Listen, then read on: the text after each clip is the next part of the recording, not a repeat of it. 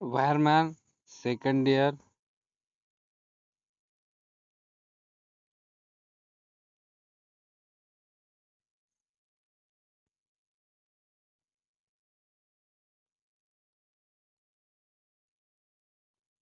Wireman second year domestic appliance उपकरणे.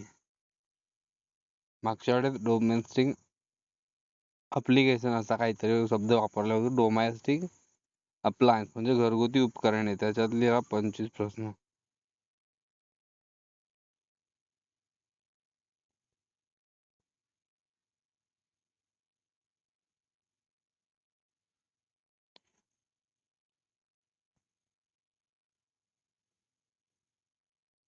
What is the function of rotary switch in food mixture?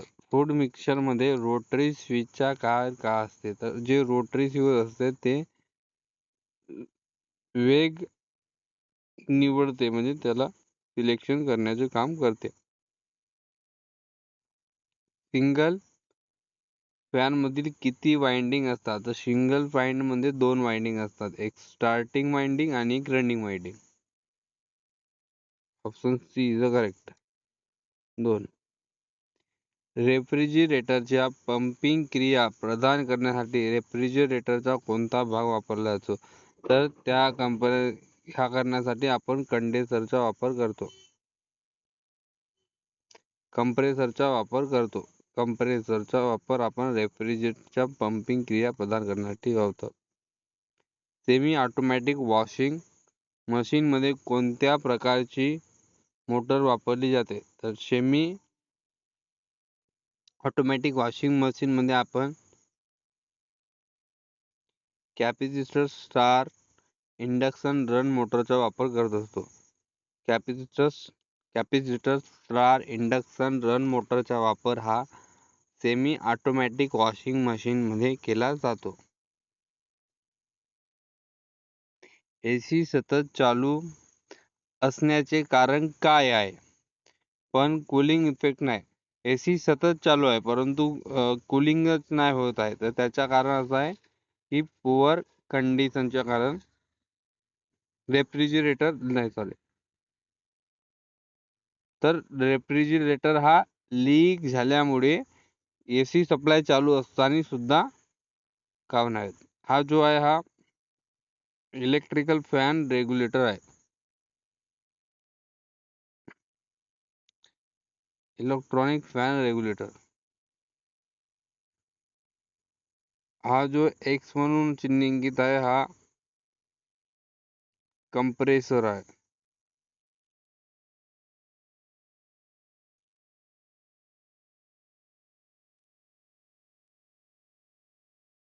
हा जो आहे हा कंप्रेसर. प्रश्न क्रमांक 8. फूड मिक्सर इन्सुलेशन रेजिस्टन्सची व्हॅल्यू किती असते? तर what is the insulation resistance value of a food mixer? त्याची व्हॅल्यू असते 1 मेगा 1 मेगापिक्सल असतं. हा जो आहे हा टॉपर हा टॉप कॅलिफोर्निया आहे.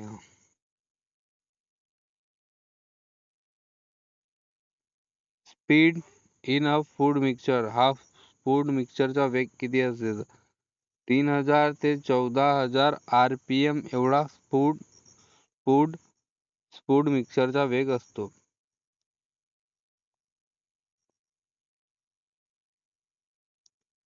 हा जो आहे हा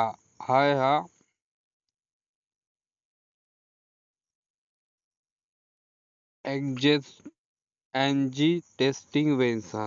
हा वेन्स म्हणजे नाडीसारखा आहे म्हणून याच्यासारखा वेन्स लक्षात ठेवायचा, अँजी वेन्स. प्रश्न क्रमांक 12. वीज pump work without section pipe? तर विदाउट सेक्शन पाईप शिवाय काय करते? कोणता पंप सेक्शन पाईप शिवाय काम करतो? तो जो समर्शिबल पंप हा विदाउट सेक्शन शिवाय कार्य करत असतो.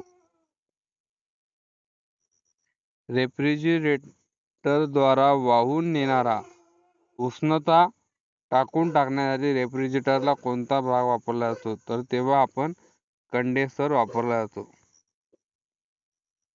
कंडेन्सरचा वापर केला जातो आणि कंडेन्सरचा वापर आपण रेजिस्टर वाहून म्हणजे रेफ्रिजरेटरची वाहून नेण्यासाठी असते आणि कंप्रेसर सुद्धा ह्याचा पहिले वाहून गेला.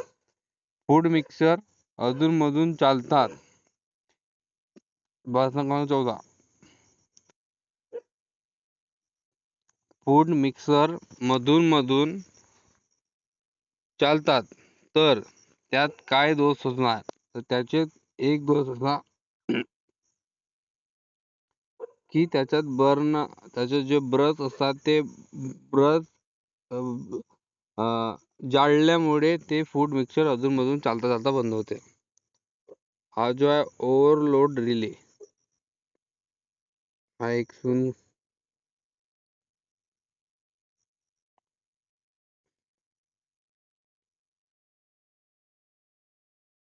Overload relay.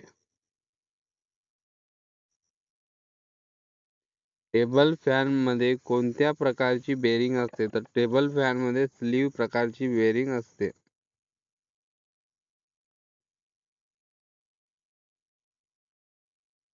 हा जो आहे इम्प्रेलर हा इम्प्रेलर.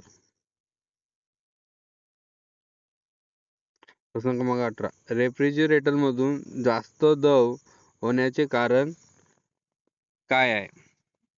तर थर्मास्टर सदोष त्या थर्मास्टरचा सदोष झाल्यामुळे त्यामुळे रेफ्रिजरेटर मधून जास्त दव होतो.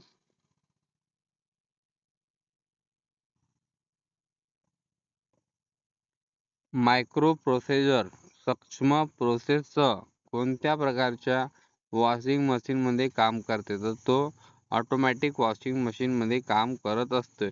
ऑटोमॅटिक वॉशिंग मध्ये काम काम करत असतं तर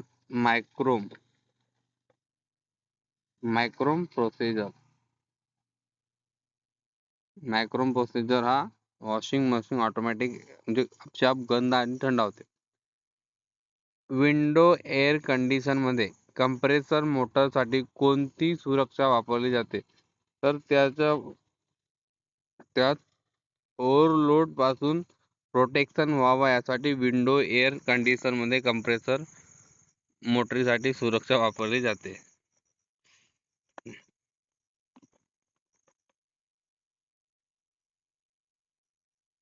केसिंग आणि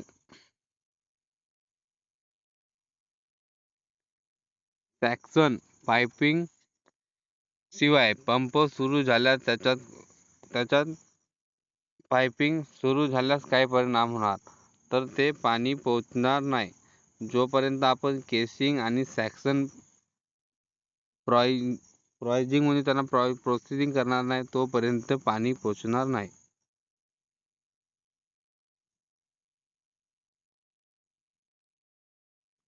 हा जो एक्स म्हणून चिन्हांकित आहे हा पुली आहे. पुली.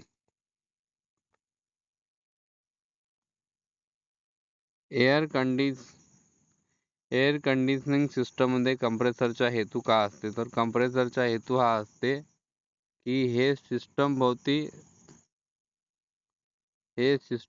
रेफ्रिजरेटर प्रदान केली जाते. त्यामुळे एअर कंडिशन सिस्टम मध्ये कंप्रेसरचा वापर केला जातो. सिलिंग फॅनच्या कोणत्या प्रकारची मोटर वापरली जाते? तर सिलिंग फॅन याच्यामध्ये परमनंट कॅपॅसिटर मोटर वापरली जाते. हा जो एक्स म्हणून चिन्हांकित आहे हा एक रेग्युलेटर आहे. रेग्युलेटर.